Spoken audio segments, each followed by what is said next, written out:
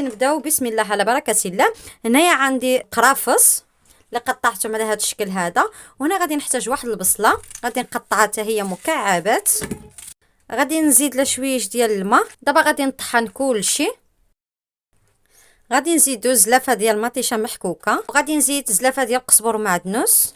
عندي مغروفه كبيره ديال السكنجبر، راس مغروفه كبيره ديال الخرقوم، راس ملعقه ديال الابزار، شويه ديال القرفه، ملعقه ديال هذا راس الحانوت اللي كنهضر لكم عليه دائما، اللي كيتباع في البازارات يعني عند الجزار. هذا راه ماشي قوي بحال ديوز الحوانت اللي كنعرفوا.